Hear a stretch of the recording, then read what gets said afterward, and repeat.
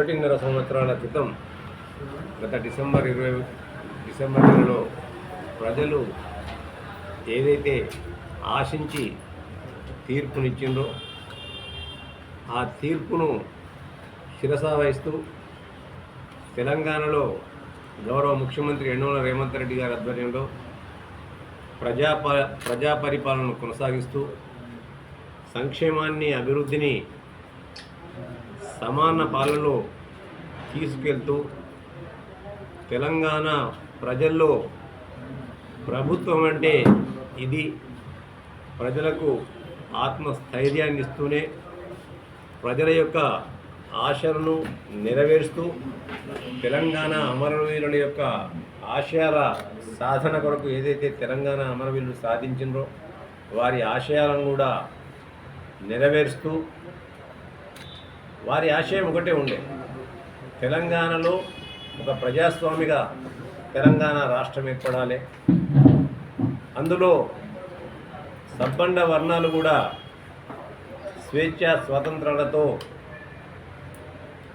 సుఖ సంతోషాలతో జీవించాలని ఏదైతే వారు కోరుకున్నారో అదే మాదిరిగా తెలంగాణ నిరుద్యోగ యువకులకు ఉద్యోగాలు రావాలని ఏదైతే కోరుకున్నారో ఆ దిశగా ఈరోజు కాంగ్రెస్ ప్రభుత్వం ఇచ్చిన మాటకు నిలబడి తూచా తప్పకుండా మాట తప్పకుండా మడమ తిప్పకుండా తెలంగాణ ప్రజలకు ఇచ్చిన మాట ప్రకారం వాళ్ళ ఆకాంక్షలను నెరవేరుస్తూ ప్రజా పరిపాలన కొనసాగిస్తుంటే గత 10 సంవత్సరాల్లో ఈ రాష్ట్రాన్ని అవినీతి కూపంగా మార్చి అందిన కాడికి దోచుకొని పోయి ఇంకా కూడా తగదునమ్మా అని చెప్పి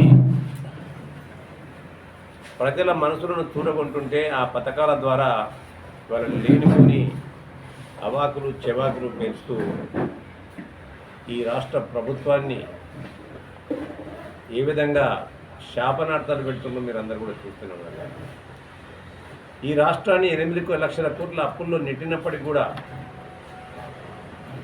ఆర్థికంగా దెబ్బ తీసినప్పటికి కూడా ఇవాళ ఈ ప్రభుత్వం ఇచ్చిన హామీలలో ఒక్కొక్క హామీని నెరవేరుస్తూ ఇలా ముందుకెళ్తున్నారు.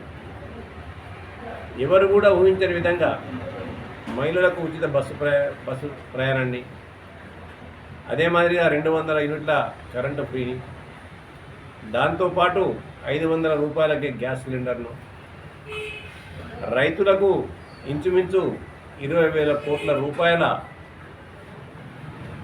రుణమాఫీ, అంతేకాకుండా వాళ్ళు అప్పు పెట్టిపోయిన రైతు భరోసా 7,500 కోట్లను కూడా చేర్చడం జరిగింది. వీటన్నింటితో పాటు ఎక్కడ లేని విధంగా దేశంలో ఏ రాష్ట్రం కేంద్ర ప్రభుత్వం కూడా ఇవాళ మోడీ గారు అనేక సందర్భాల్లో చెప్పిండ్రు, ఇవాళ సంవత్సరానికి 2 కోట్ల ఉద్యోగాలు ఇస్తామని చెప్పి 11 సంవత్సరాల వారి పరిపాలనలో ఏ ఒక్క సంవత్సరం కూడా 2 కోట్ల ఉద్యోగాలు పుచ్చిన పాపాన పోలేవాళ్ళ.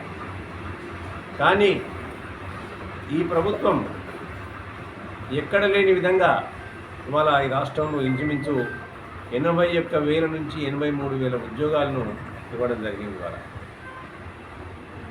10 నెలల కాలంలోనే 58,000 ఉద్యోగాలు ఇవ్వడం జరిగింది. ఇవాళ దాని తర్వాత డిఎస్సి నిర్వహించి అందులో 11,000 ఉద్యోగాలను, మళ్ళీ ఇంజనీరింగ్ విభాగంలో ఇవాళ టీఎస్పీఎస్సీ ద్వారా గ్రూప్ 1 సెలక్షన్స్ కానీ ఎన్ని రకాలుగా కోట్లను తప్పుదోవ పట్టించి ఇవాళ ఈ యొక్క క్రెడిట్ను ఈ ప్రభుత్వానికి రానివ్వకూడదని చెప్పి ప్రయత్నం చేసినప్పటికి కూడా కోర్టు ప్రజల పక్షాన్ని నిలబడ్డాయి, న్యాయం పక్షాన్ని నిలబడ్డాయి. ఇవాళ ఆ తీర్పులను కూడా నిరుద్యోగ యువకులకు అండగా రావడం జరిగింది. ఇవాళ ఆర్భాటమే తప్ప ఎక్కడ కూడా ఆచరణలో కాని విధంగా అనేక ప్రయాణాలు చేసిండ్రు.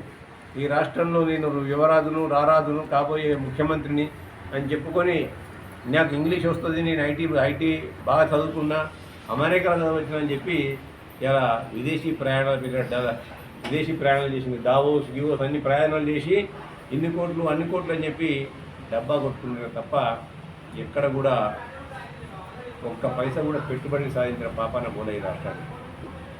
కానీ గౌరవ ముఖ్యమంత్రి యనమల రేవంత్ రెడ్డి గారి ఆధ్వర్యంలో ఇవాళ ఇంచుమించు ఈ సంవత్సరంన్నర కాలంలో 2 లక్షల కోట్ల రూపాయల విదేశీ పెట్టుబడులను ఈ రాష్ట్రంలో ఆకర్షించడం జరిగింది. ఇవాళ వీటితో పాటు ప్రజలు అందరూ కూడా సమానంగా ఉండాలి, సుఖ సంతోషాలతో ఉండాలని చెప్పి ఇవాళ ఈ దేశంలో ఏ రాష్ట్రంలో కూడా లేని విధంగా సన్న బియ్య పథకాన్ని తీసుకొచ్చి ఇవాళ ఒక మనిషికి 6 కిలోల చొప్పున సన్న బియ్యాన్ని కూడా తీసుకొచ్చి పేదవాడి కళ్ళల్లో ఇవాళ ఒక వెలుగును చూసే ప్రయత్నం చేస్తే ప్రజలంతా కూడా సంతోషంగా ఉన్నారు. ఇవాళ వీటన్నింటితో పాటు ఇంత ఆర్థిక వ్యవస్థ చిన్న భిన్నంగా ఉన్నప్పటికీ కూడా ఆ రోజు అనేకమైన డబ్బా మాటలు మాట్లాడినారు. డబల్ బెడ్రూమ్ ఇల్లు ఇస్తామని చెప్పి ఇలా మాటలు కోటలు దాటినాయి, కానీ చేతలు ఎక్కడ కూడా తంగెళ్ళు దాటలేదు. ఇవాళ ఏ ఊళ్ళో చూసినా ఒక ఇందిరమ్మ ఇళ్ళ పండగ వాతావరణంలో ఒక కోలాహలంగా ముగ్గులు పోస్తుంటాం. మొన్ననే ఈ రాష్ట్రంలోనే ప్రథమ స్థానంలో ఉండే విధంగా ఈ జిల్లా కలెక్టర్ గారు ఒక పండగ వాతావరణంలో అందరికీ కూడా ఇందిరమ్మ ఇళ్ళ పట్టాల పంపిణీ కార్యక్రమం కూడా చేయడం జరిగింది. ఎక్కడ కూడా అవినీతికి తావులేదు. నిన్న కలెక్టర్ చెప్పాడు, ఇవాళ మేము కూడా చెప్తున్నాం. ఇవాళ ఏ ఒక్కరు కూడా కొంతమంది బీఆర్ఎస్ నాయకులు ఎక్కడెక్కడ పైసలు కావాలి, పనులు చేయిస్తాం, కాంగ్రెస్ వాళ్ళకి ఇవ్వాలి, వాళ్ళకి వీళ్ళకి ఇవ్వాలని చెప్పి, వీళ్ళకి ఇవ్వాలి వాళ్ళకి ఇవ్వాలని చెప్పి ఇలా ప్రభుత్వాన్ని అభాస్పాలు చేసే ప్రయత్నం చేస్తుంది. ఇలా రాజీవ్ యువ వికాస్ పేరిట కూడా అనేకమైన అవకతవకలకు పాల్పడ్డట్టు మా దృష్టికి వచ్చింది. ఇవాళ వాటిల్లో కూడా మేమందరం కూడా లబ్ధిదారులకు ఎవరికి ఒకటే విజ్ఞప్తి చేస్తున్నాం, ఎవరికి కూడా అధికారులకు కానీ ఇలా ప్రభుత్వంలో ఉన్న పార్టీ పెద్దలకు కానీ ఏ ఒక్కరికి కూడా చిల్లి గవ్వ ఇవ్వాల్సిన పని లేదు. ఈ ప్రభుత్వం ప్రజాప్రభుత్వం, ఇది ప్రజా పరిపాలన. మీకు ఏమైనా ఇబ్బంది ఉంటే నేరుగా అధికారులను ఆశ్రయించండి, లేదా మాకు చెప్పండి తప్ప ఇవాళ ఎవరో డబ్బులు ఇస్తే ఎవరో ఇందిరమ్మ ఇల్లు ఇప్పిస్తారు, ఎవరో డబ్బులు ఇస్తే డబుల్ బెడ్రూమ్ ఇల్లు ఇప్పిస్తారు, ఎవరో డబ్బులు ఇస్తే రాజీవ్ యువ వికాసు లోన్లు ఇప్పిస్తారు. ఇవన్నీ కూడా భ్రమ.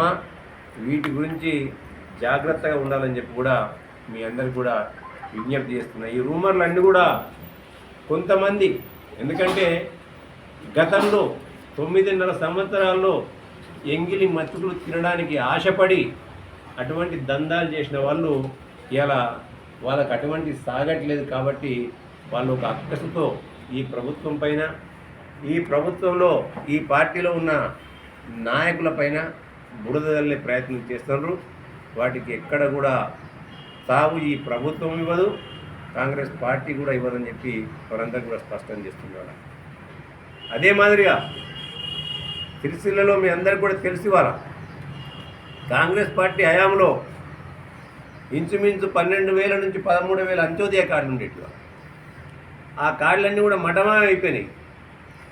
10 సంవత్సరాల పరిపాలనలో ఏ ఒక్కరికి కూడా కొత్త రేషన్ కార్డు ఇచ్చిన పాపాన పోలే. కానీ ఈ ప్రభుత్వం అధికారంలోకి రాగానే మళ్ళీ ప్రతి ఒక్కరికి కూడా రేషన్ కార్డు ఉండాలి, రేషన్ కార్డు ఉంటేనే పౌష్టికాహారం అందుతుంది, దాంతోపాటు ప్రజలకు ఒక అండదండగా ఉంటుందని చెప్పి ఇవాళ కొత్తగా ఇంచుమించు ఈ రాష్ట్రంలో 1,80,000 రేషన్ కార్డులు ఇవ్వడం జరిగింది. 10 సంవత్సరాల కాలంలో ఇవాళ మన పాపను, మన బిడ్డను వేరే ఇంటికి పెళ్ళించి పంపించినా, వేరే బిడ్డ మన ఇంటికి వచ్చినా కోడలుగా వాళ్ళ పేర్లను కూడా ఎక్కించడానికి ఆస్కారం లేకుండే, పుట్టిన పిల్లలను కూడా రేషన్ కార్డులు ఎక్కించడానికి ఆస్కారం లేకుండే, అవన్నీ కూడా ఇవాళ చకచక జరిగిపోతున్నాయి. ఇవాళ అంటే ప్రజలకు అనుగుణంగా ప్రజాప్రభుత్వం నడుస్తుంటే ఫేక్ మీడియాలను పెట్టుకొని, కొన్ని సోషల్ మీడియాలను పెట్టుకొని, కొంత ట్విట్టర్ గాళ్ళు ఇవన్నీ కూడా ఒక దుష్ప్రచారం చేస్తున్నారు. ఇలా ముఖం బాలేక అద్దం బలపట్టుకున్నా అన్నట్టు వాళ్ళ పరిపాలన బాలేక వీళ్ళు కాంగ్రెస్ ప్రభుత్వం ఒక ప్రజా పరిపాలన కొనసాగిస్తుంటే ఒక దుష్ప్రచారానికి తెరలేపి ఇవాళ ఒక చిల్లర రాజకీయ ఎత్తుగడ కింద సోషల్ మీడియాను వాడుకొని ఇలా ఈ ట్విట్టర్ గాళ్ళు ఎక్స్ వేదిక గాళ్ళు మాట్లాడతారు ఇవాళ కాంగ్రెస్ పార్టీ గత ప్రభుత్వంలో చేసిన అవకతవకలు, కాళేశ్వరం ప్రాజెక్టు పైన అవకతవకలు, ఆ అవకతవకలన్నింటినీ కూడా తీసుకొచ్చి ఒక నివేదిక ద్వారా ఇవాళ కాళేశ్వరంలో ఆ రోజు ముఖ్యమంత్రి ఉన్న కేసీఆర్ గారికి కానీ, ఆ రోజు ఇరిగేషన్ శాఖ మంత్రి ఉన్న హరీష్ రావు గారు కానీ, ఆ రోజు ఆర్థిక శాఖ మంత్రిగా ఉన్న రాజేందర్ గారు కానీ ఇవాళ నోటీసులు ఇస్తే ఇక దాన్ని ఏదో తప్పు చేసినట్టు, అంటే ప్రభుత్వంలో ఏదైతే అవినీతి జరుగుతుందో దాన్ని బయట పెట్టద్దా? కొందరు మాట్లాడుతున్నారు తెలంగాణ జాతిని అవమానించినట్ట. తెలంగాణ జాతి గురించి మాట్లాడే నైతిక హక్కు ఇలా బీఆర్ఎస్ నాయకులకు కానీ టీఆర్ఎస్ నాయకులకు లేదు. తెలంగాణ ప్రజల పాలిట నయవంచకులుగా చారి వాళ్ళ రక్త మాంసాలను జలగల్లా పీడ్చుకున్నది ఇలా గత ప్రభుత్వం. ఇవాళ 10 సంవత్సరాల దుష్ట పరిపాలన ఫలితమే, ఇవాళ అవినీతిమయమైన పరిపాలన ఫలితమే ఇవాళ ఈ రాష్ట్రాన్ని ఆర్థిక అవకతవకల్లోకి నెట్టి 8 లక్షల కోట్ల అప్పులోకి నెట్టిన వైనం ఇవాళ. మీరు చేసిన పాపానికి ఇవాళ మేము వడ్డీ కట్టుకుంటూ వస్తున్నాం. ఇవాళ ఇప్పటికైనా ఎటువంటి చిల్లర మల్లర రాజకీయాలు మానాలి. ఇలా బీఆర్ఎస్ పార్టీ, బీజేపీ పార్టీ మేము మొదటి నుంచి కూడా చెప్పుకుంటూ వస్తున్నాం. ఇవాళ ఇవి రెండు కూడా ఒకటే నాణానికి 2 వైపులు అని చెప్పి మేము చెప్పింది ఇవాళ నిజమైంది. ఇవాళ ఆ రోజు జరుగుతున్న అసెంబ్లీ ఎన్నికల్లో బీజేపీ పార్టీ, బీఆర్ఎస్ పార్టీ కుమ్ముక్కు రాజకీయాలను నడిపిస్తుంది. వాళ్ళిద్దరు కూడా అనుకొని ఇవాళ సీట్లలో లోపాయకార ఒప్పందాలు చేసుకొని ఇలా వాళ్ళ అభ్యర్థులను నిలబెడతారు. అందుకు ఉదాహరణ సిరిసిల్ల అని చెప్పి నేను చాలా సందర్భాల్లో చెప్పాను. చెప్పింది ఇవాళ నేను చెప్పలే. ఇవాళ స్వయాన వారి కూతురు ఇవాళ అనేక పదవులను అనుభవించిన ఆవిడ ఇలా వాళ్ళ మధ్యన ఏముందో మాకు తెలియదు, కానీ వాళ్ళ ఆవిడనే చెప్పింది. ఇవాళ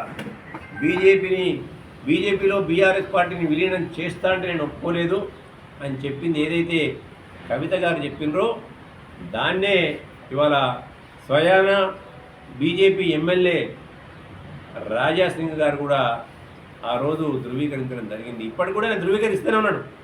ఇప్పటికి కూడా మా వాళ్ళు డబ్బులు ఇస్తే దేనికైనా అడ్జస్ట్మెంట్ అవుతుంది ఈ ప్రాంతంలో అని చెప్తాను. ఇవాళ అంటే బీఆర్ఎస్ బీజేపీ మొదటి నుండి కూడా ఒకటే అని మేము చెప్తున్నాం. ఇవాళ ఎందుకంటే వాళ్ళు చేసిన అవినీతి చిట్టా ఏదైతే ఉందో సిబిఐ నుండి కానీ ఈడీ నుంచి కానీ తప్పించుకోవడానికి వాళ్ళు మోడీ కాళ్ళ దగ్గర మోకరిల్లుతారు, అమిత్ షా దగ్గర తలవంచుతారు. ఇలా అది బీఆర్ఎస్ పార్టీ నైజం.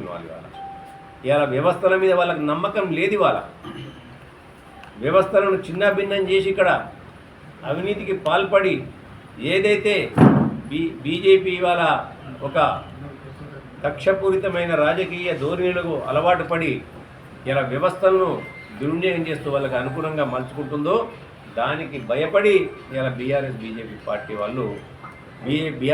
వాళ్ళు బీజేపీ దగ్గర మోకరిల్లి వాళ్ళ యొక్క తప్పుల నుంచి కప్పిపుచ్చుకోవడానికి చేసే ప్రయత్నం అని చెప్పి ఇలా కవిత మాటల ద్వారా కానీ రాజాసింగ్ గారి మాటల ద్వారా కానీ తేటతెల్లమైంది.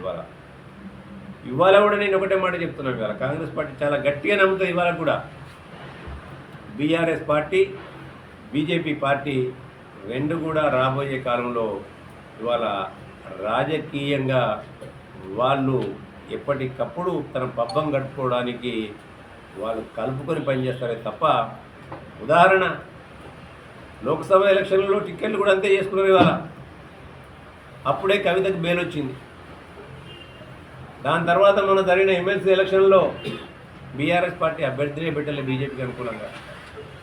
ఇవన్నీ కూడా ప్రజలు గమనిస్తారు. ఇవాళ ఇవన్నీ తెలిసిన తర్వాత కప్పిపుచ్చుకోవడానికి ఇవాళ మళ్ళీ ఈ రాష్ట్ర రాజకీయాలను ఒకవైపు ప్రజలను తప్పుదోవ పట్టించడానికి ఇలా డైవర్షన్ పాలిటిక్స్లో భాగంగానే ఇలా ఒకవైపు కవిత గారు మాట్లాడతారు.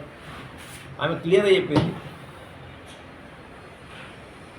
మా నాయన దేవుడు ఇట్లా దయ్యాలు ఉన్నాయని చెప్పి. ఆ దయ్యాలు ఏందో అందరికి తెలిసింది. ఇవాళ ఆమె ఉత్తరం లీక్ చేసినప్పుడు ఇలా కొంతమంది రాజకీయంగా ఎందుకు పనికిరారు అని చెప్పినాం. వాళ్ళు ఇలా ఈమె అమెరికా పోయినప్పుడు ఆమె ఉత్తరం లీక్ అవుతుంది. ఆమె అమెరికా రాగానే వాళ్ళ అన్నగారు హైదరాబాద్ వదిలిపెట్టి ఆయన పోతాడు. పోయే ముంగట బాబా బామ్మర్దులు కౌగులించుకుంటారు. కౌగులించుకొని నేను బయటికి పోతున్నా, మా చెల్లి ఇస్తుంది, దాని మీద నువ్వు మాట్లాడాలి బావా, మన ఇద్దరం ఒకటి ఏం చెప్తారు. అంతకుముందే అన్నారు అనేక సందర్భాల్లో. హరీష్ రావు గారి కథ కంచికైగా రజతోత్సవ సభలు ముగిన తర్వాత అని నేను కాదు, అనేకమైన మీడియా సంస్థలు, అనేకమైన రాజకీయ విశ్లేషకులు కూడా ఊహాగానాలు చేసి విశ్లేషణలు కూడా రాసింది వాళ్ళ.